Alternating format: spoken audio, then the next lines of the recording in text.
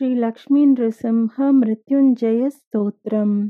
मार्कण्डेय उवाच नारायणं सहस्राक्षं पद्मनाभं पुरातनं प्रणतोऽस्मि हृषीकेशं किं मे मृत्युः करिष्यति। गोविन्दं पुण्डरीकाक्षम् अनन्तम् अजमव्ययं केशवं च प्रपन्नोऽस्मि किं मे मृत्युः करिष्यति। वासुदेवं जगद्योनिं भानुवर्णम् अतीन्द्रियं दामोदरं प्रपन्नोऽस्मि किं मे मृत्युः करिष्यति।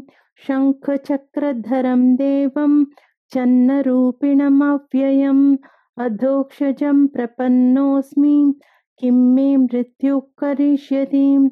वाराहं वामनं विष्णुं नरसिंहं जनार्दनं माधवं च प्रपन्नोऽस्मि किं मे मृत्युः करिष्यति।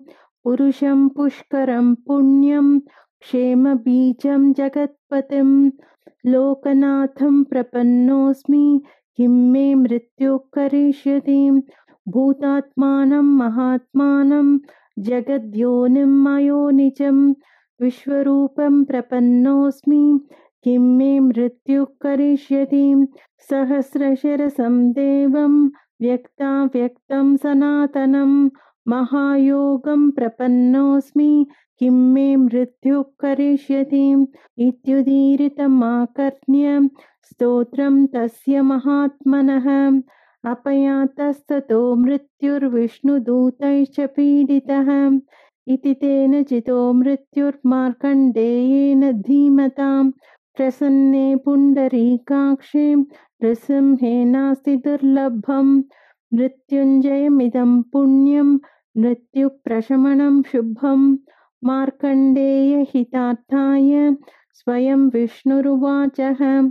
यैदं पठते भक्त्या त्रिकालं नियतशुचिः नाकाले तस्य मृत्युः स्यान्नरस्याच्युतचेतसः।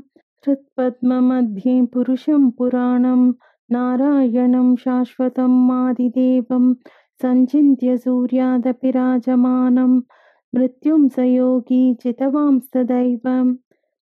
इति श्रीनृसिंहमृत्युञ्जयस्तोत्रं सम्पूर्णम्।